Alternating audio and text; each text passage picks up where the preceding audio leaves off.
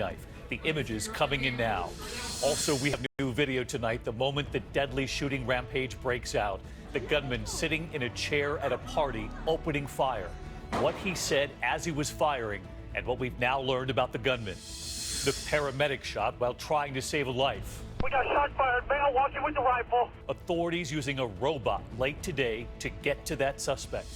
The deadly tornado outbreak across several states. There are tornado watches tonight in the Northeast as we come on. The rescues, the baby and toddler trapped in an overturned car. President Trump on North Korea's Kim Jong-un. The president saying he would, quote, be honored to meet him. In cabin chaos, more than 24 passengers bloodied and with broken bones when their Boeing 777 hits severe turbulence. This is ABC World News Tonight with David Muir. Good evening, and it's great to have you with us here on a very busy Monday night. And we begin with that tragedy on campus, a deadly attack. A student armed with a hunting knife taking aim. The violent attack unfolding at the University of Texas at Austin.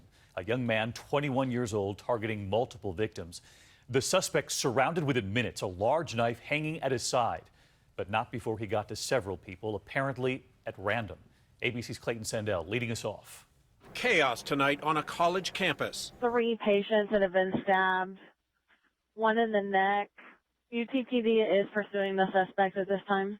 The stabbing spree starting just after 1:45. Blood spattered on the pavement. Police say that suspect calmly walked around this plaza at the University of Texas, Austin, suddenly attacking people with a large hunting knife. He walked up to this guy that was just within arm's length of me and grabbed him by the shoulder and stabbed him in the back. Just 2 minutes after the violence erupted, officers taking the suspect down. Let me see your other hand, put it straight out in front of you. Do not move or you will be tased. Police say the suspect is Kendrix White. He is a student at UT Austin. Handcuffed and pinned to a vehicle, the sheath for a large knife seen at his side. He allegedly stabbed 4 students. One of those victims did not survive. We're going to be stopping CPR due to injuries incompatible with life. It breaks my heart that any of our students are touched by tragedy. Classes canceled due to the tragedy. And Clayton joins us now. Clayton, police are unclear as of yet on any possible motive. That's right, David. Police say that White is being interrogated by detectives tonight, but he's not saying much, so that alleged motive is still a big question mark tonight. What police will say is that the suspect apparently had no connection to his victims. David. Clayton, thank you. And we do have new images tonight of the moment a man sitting in a chair at a pool party calmly pulls out a gun and starts firing. Take a look. The shooter, this man sitting right there, suddenly unleashing a volley of gunfire, shooting 7 people, killing one of them, taking the time at one point to reload. Authorities say as he was doing it, he was on the phone with his girlfriend, making her listen to what he was doing. ABC senior national correspondent back up and on the scene in La Jolla. Tonight, that first glimpse of the man who terrorized this upscale San Diego apartment complex. You can see the shooter, Pete Sellis, feet up on that lounge chair, then casually pointing his gun. Seconds later, a shot. Just after 6 p.m. Sunday, police say Sellis had emptied at least 1 full clip at the partygoers around this pool. We literally saw people jumping out from the fences and running away like crazy. In the panic, chairs tossed into the water, blood everywhere. 6:13 p.m. Police arrive on the scene, a police chopper spotting the suspect.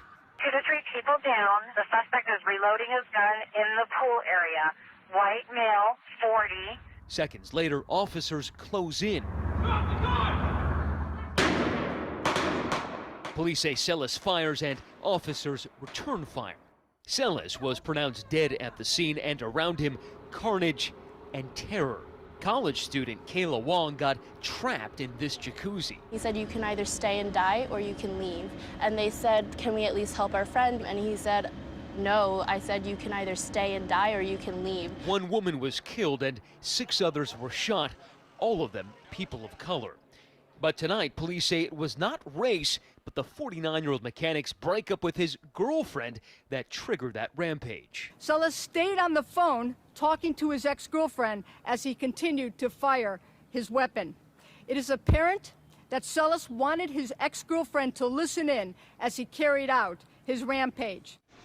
And Matt Gutman joins us now from the scene. And Matt, at first there was talk that this was a hate crime, but police do not believe that that was the motive. That's right, David. Right now, police are calling this a, quote, spontaneous act of violence. They say there is no indication that race played any role here. They say those victims just happened to be in the wrong place at the wrong time. David. Matt Gutman in California. Thank you, Matt. And one more scene, and this one from Dallas tonight. A paramedic trying to save a life was targeted and shot. Tonight, he's in critical condition. He'd responded to a call to a threat. He was treating a gunshot victim, then coming under fire himself. A man with a rifle seen leaving the scene. A citywide manhunt for hours. Authorities sent in a robot that captured images of the suspect already dead, along with the body of another man. We turn next tonight here to a deadly tornado outbreak across several states. And this evening, there are watches here in the Northeast. Tornadoes already reported from Texas to Illinois, at least 17 dead now. This EF3 with 140-mile-an-hour winds on the ground for 55 miles. ABC meteorologist Rob Marciano in Fruitville, Texas tonight. Tonight, the system that brought deadly tornadoes to Texas now targeting tens of millions in the east. We're outside Eustis, Texas. Just after those tornadoes tore through, Tom Mitchell discovering this truck overturned in rushing water and a family of 4 trapped inside. Oh my God! Somebody go through the back seat! With tornadic storms still swirling overhead, Good Samaritans racing against time.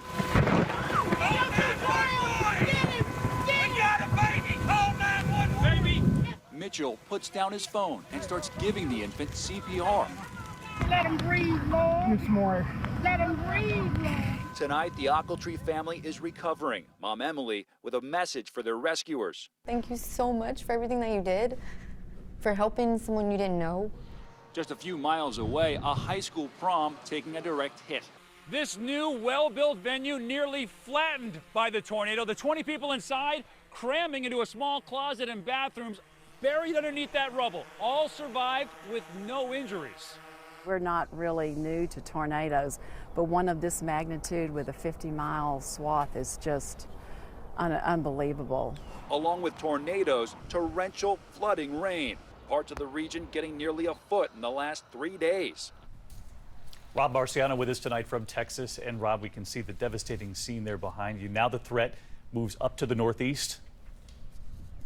It does. The same storms that came through this area making their final charge now across the country. Let's look at the radar. It shows you that line, plus the weather watches that extend from western New York all the way down to Raleigh, North Carolina. Be aware, these storms packing 70, 78-mile-an-hour winds and across Buffalo. They'll make their way across I-95 overnight tonight. Should for the most part be offshore by the morning rush. But wind behind that and across the heartland, all that flooding, the rivers will continue to rise. Here in Texas, they'll recover from the 5 tornadoes that hit in the same area within just 2 hours. Incredible, David. Yeah, that's a huge line of storms tonight, Rob. Thanks, and we're thinking of the people there in Texas tonight. We move next to President Trump and what he said about North Korean leader Kim Jong-un. Even amid rising tensions and the showdown with North Korea, the president now saying he, quote, would be honored to meet with the North Korean dictator. ABC's chief White House correspondent Jonathan Karl pressing the White House today, asking if the president really meant he'd be honored. A stark warning today from President Trump on the threat posed by North Korea to U.S. troops in the region and beyond. Well, nobody's safe. I mean, who's safe? The guy's got nuclear weapons. We're probably not safe over here. If he gets the long-range missiles, we're not safe either. But despite his ominous tone, the president said he's open to the idea of meeting with North Korean dictator Kim Jong-un. He tells Bloomberg that under what he called the right circumstances, quote, I would be honored to do it. This is somebody who has starved his own people, somebody that has threatened to destroy the United States. Just last week, he put out a video showing the Capitol getting destroyed by North Korean fighters. How could he be honored to meet with Kim Jong-un?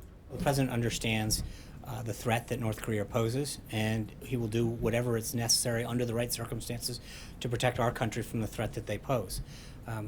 But how could that be an honor? Well, I mean, Jonathan, I guess because he is still the head of state, so it is sort of there's a diplomatic piece to this.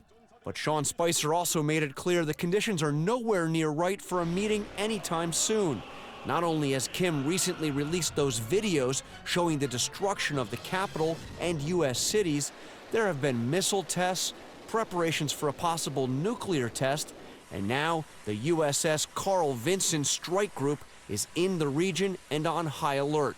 Still, despite the heightened tension, Trump is offering some striking praise for the young dictator. At a very young age, he was able to assume power. A lot of people, I'm sure, tried to take that power away, whether it was his uncle or anybody else.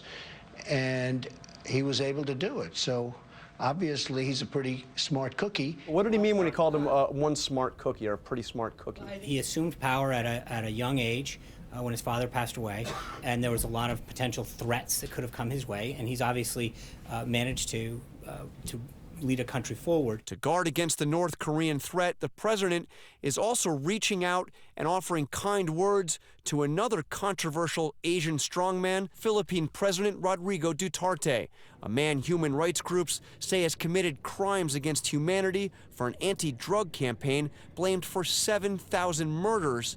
He once referred to President Obama as, quote, the son of a whore. He has a very high approval rating in the Philippines, Trump told Bloomberg, and after what the White House called a very friendly call, the president invited Duterte to the White House. John Carl joined us tonight, and John, the president of the Philippines, not ready to commit, saying, I'm sorry, I'm not sure I can make it to the White House.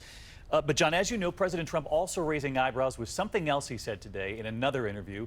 The president speaking about his admiration for President Andrew Jackson, saying Jackson would have been able to prevent the Civil War. There were questions about this. Let's listen. I mean, had Andrew Jackson been a little bit later, you wouldn't have had the Civil War. He was really angry that he saw what was happening with regard to the Civil War. He said there's no reason for this. If you think about it, why? People don't ask that question.